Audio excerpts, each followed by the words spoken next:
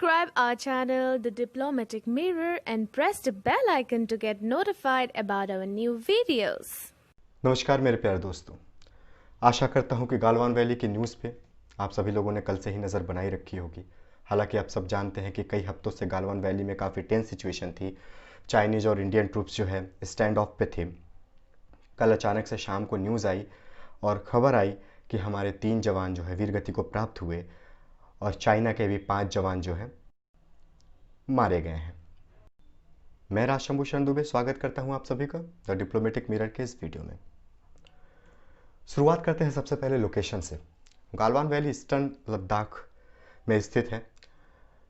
मामला शुरू हुआ तब जब चाइनीज़ ट्रूप्स ने अपने टेंट्स को अपने बेस कैंप से हटा करके बिल्कुल एलओसी के पास सेटल करना शुरू कर दिया, गालवान रिवर के पास जो गालवान वैली में है। हम इसे ज़रा मैप में देखने की कोशिश करेंगे कि और एग्जैक्ट पोजीशन हम देखें गालवान रिवर कहाँ है, गालवान वैली क्या है और क्यों उन्होंने टेंट को सेटअप किया।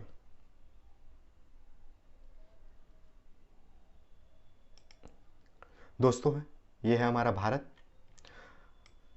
हम भारत के शीर्ष और अपने गौरव यूनियन टेरिटरी लद्दाख की तरफ जाएंगे। ये रहा आपका लेह।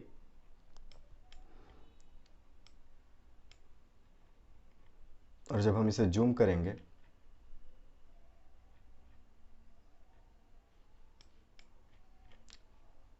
तो हम यहां पहुंच जाएंगे गैलवान रिवर के पास। ये गैलवान रिवर है। यहां बेस कैंप है कहीं चाइना का, और यहां से इन्होंने गैलवान रिवर पे आकर, ये सारे का सारा गैलवान वैली है, यहां पे इन्होंने अपने टेंट्स लगाने शुरू कर दिए। जब इन्होंने टेंट लगाने शुरू कर दिए तब इंडियन ट्रूप्स ने इनका विरोध किया और वहीं से ये सिचुएशन जो है बिल्डअप होनी शुरू हो गई। जब इंडियन ट्रूप्स ने अपोज किया चाइनीज़ का कि आप जो ये टेंट लगा रहे हो एलएसी पे, इसको पीछे ले जाओ, वहां से दोनों साइड में टेंशन शुरू हुआ। हालांकि उसके बाद दोनों ट्रूप्स ने स्टैंड ऑफ सिचुएशन पे थे ये दोनों, और नेगोशिएशन का राउंड चला। नेगोशिएशन के राउंड 6 जून को लेफ्टिनेंट जनरल लेवल पे टॉक हुई, 10 जून को जूनियर लेवल पे टॉक हुई, और दोनों ये डिसाइड हुआ कि दोनों साइड जो अपने बेस कैंप में लौट जाएंगे। और हमें लगा कि जिस तरह डोकलाम पे हुआ था, इतने लंबे समय तक स्ट्रेस चला था, उतना देर तक नहीं होगा और स्थिति कंट्रोल में आ जाएगी। हालांकि ये भी था कि दोनों ही ट्रूप्स, इंडियन ट्रूप्स और चाइनीज ट्रूप्स, दोनों ही अपने बेस कैंप पे लगातार अपने सैनिकों की संख्या बढ़ा रहे थे।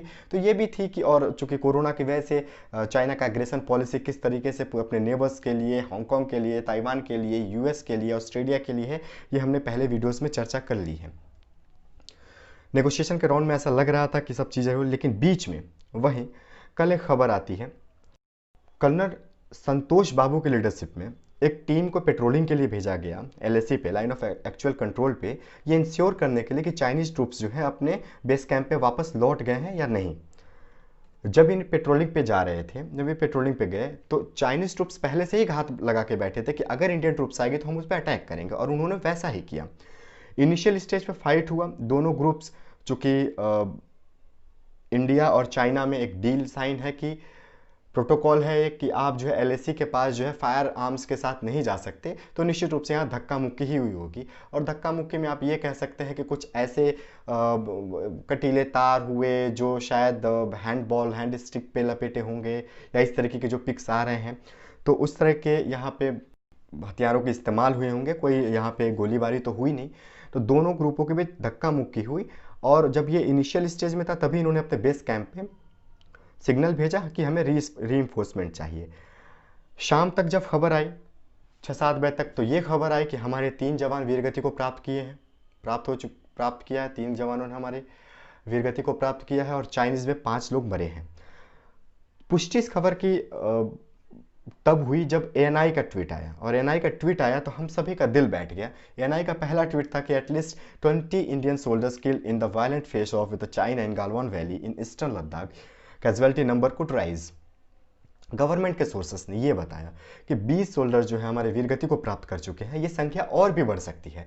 देखिए दोस्तों, हमने आपको बताया, मैंने लोकेशन बताया आपको कि जो वैली है वो पूरी बड़ के ही सकरा रास्ता है। वहाँ पे जब धक्का मुक्की होगी तो नदी में गिरे सोल्जर्स, वहाँ उनके भी हमारे भी, तो वो नदियों से बहते हुए कहाँ गिरे, नदियों से बहते हुए आगे चले गए होंगे, पीछे चले गए होंगे, दूसरी ओर चले गए होंगे। तो एग्जैक्ट हमें वो तीन ही बॉडीज दिखी, तीन ही हमें सैनिक दिखे, इसलिए वो नंबर 3 बताए गए थे। लेकिन जब वहाँ पे गया वहाँ पे जब पेट्रोलिंग हुई, वहाँ पे सर्च ऑपरेशन हुए तो 20 हुए। इसके बाद दूसरा ट्वीट आता है एनआई का 9/54 पे कि Indian intercept रिवेल that Chinese side suffered 43 casualties including dead and seriously injured in face of in the Galwan valley.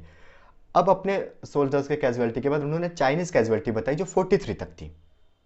अब 43 तक थी, हालांकि ग्लोबल टाइम्स जो उनका सरकारी मीडिया, वहां से तो कोई रिपोर्ट आई नहीं। लेकिन इस जो हमारे एएनआई का ट्वीट नंबर 2 था उसकी पुष्टि होती है इसी के ट्वीट नंबर 3 से कि increase in Chinese chopper activity observe across the LOC to airlift casualties suffered by them during face off with Indian troops in Galwan valley. कुछ ही देर बाद, लगभग 10-15 मिनट बाद, हमें गालवन वैली में चाइनीज चॉपर्स दिखे जो उस कैजुअलिटी, जो कैजुअल हुए बॉडीज हैं उनको लेने के लिए आए थे। अब ये तो इंडियन पक्ष था।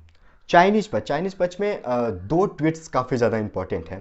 एक ट्वीट जो दोपहर में आए थे और दूसरी ट्वीट जो रात को आई थी।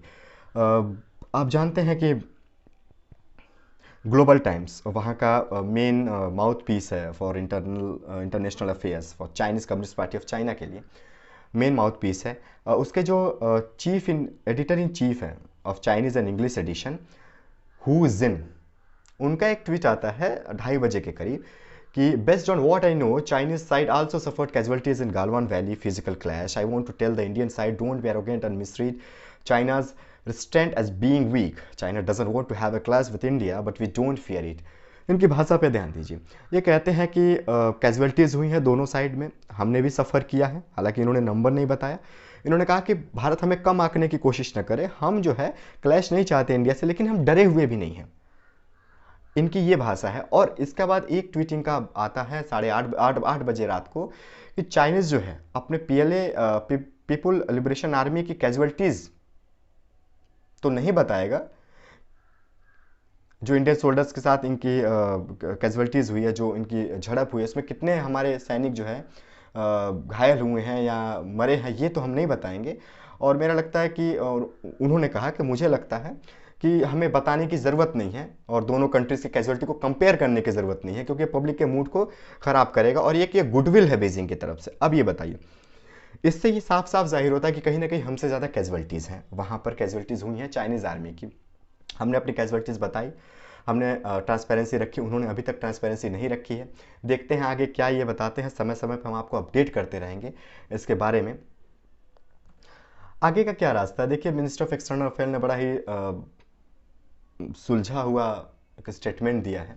उन्होंने बताया कि 15 जून 2002 को वायलेंट फेस ऑफ हुआ है दोनों के बीच में, और ये अवॉइड किया जा सकता था क्योंकि नेगोशिएशन का राउंड चल रहा था। और नेगोशिएशन के राउंड में ये जो छलावा किया चाइनीज़ आर्मी ने, ये काफ़ी चिंता वाला विषय था कि नेगोशिएशन चल रही है, आप बीच में जो है इस तरीके से धोखाधड़ी कर देना। तो एमईए ने ये बात साफ की है।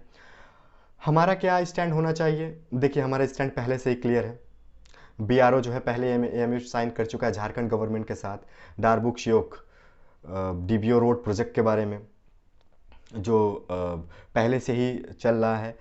1600 लेबर्स जो है ऑलरेडी लद्दाख की तरफ मूव ऑन हो चुके हैं। यहाँ पे मैं आपको बता दूँ कि ये कौन से रोड हैं और क्यों इंपॉर्टेंट है। यहाँ पे हम अगर मैप में देखें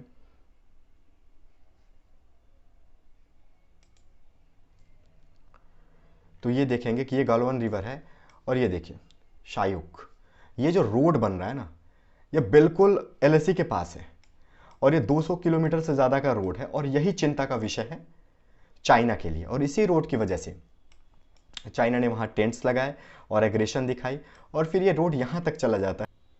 भारत का स्टैंड बहुत पहले से क्लियर है, भारत अपने स्टैंड पे लगा हुआ है। हालांकि जब मैं लेक्चर रिकॉर्ड कर रहा हूँ तो उसी दिन अभी 5 बजे प्रधानमंत्री ने सारे जो है ने एक मीटिंग बुलाई है 5 बजे, उसमें डिसीजन लिया जाएगा क्या करना है, आगे कैसे बढ़ना है।